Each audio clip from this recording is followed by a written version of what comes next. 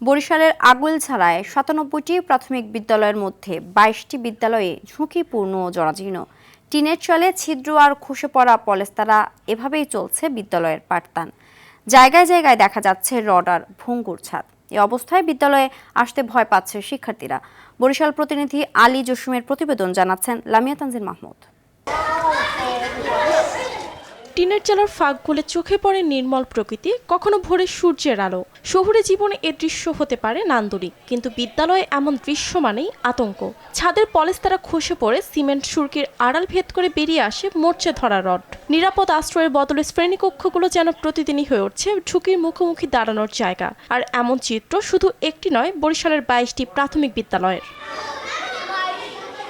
ভয়কে সঙ্গী করে প্রতিদিন বিদ্যালয়ে আসে শিক্ষার্থীরা। পড়াশোনার চেয়ে বড় হয়ে ওঠে নিরাপত্তার চিন্তা। বৃষ্টি নামলে আমাদের গায়ে পানি পড়ে, ক্লাস করতে কষ্ট হয়, আমাদের জামাকাপড় ভিজে যায়। অনেক সময় আমাদের মনে হয় যে আমাদের মাথার উপর থেকে ছাদটা ভেঙে পড়ছে। আমাদের স্কুলে যে ফাটল ধরছে, ছাদ ভেঙে পড়ে, তখন আমাদের অনেক ভয় লাগে। বিদ্যালয়ের কার্যক্রম এমন অবস্থায় চলতে থাকায় পাঠদানের পরিবেশ আর শিক্ষার মান নিয়ে প্রশ্ন উঠছে। উদ্বেগের কথা জানিয়েছেন শিক্ষকরাও। বই খাতা নষ্ট হয়ে যায়, ছাত্রদের বসায় অসুবিধা হয়। সর্বোপরি এই ভবনটা নতুন করে নির্মাণ করা খুবই জরুরি। আমরা তো এই ভবনের জন্য কয়েকবারই স্যারদের আবেদন করছি, আমাদের ভবন অনেকের লিস্টে আছে।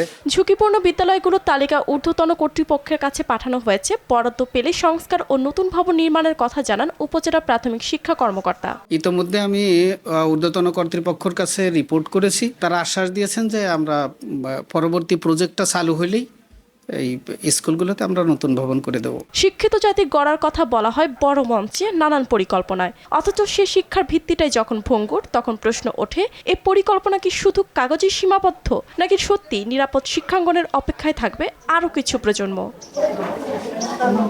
লামিয়া তানজিন মাহমুদ, RTV।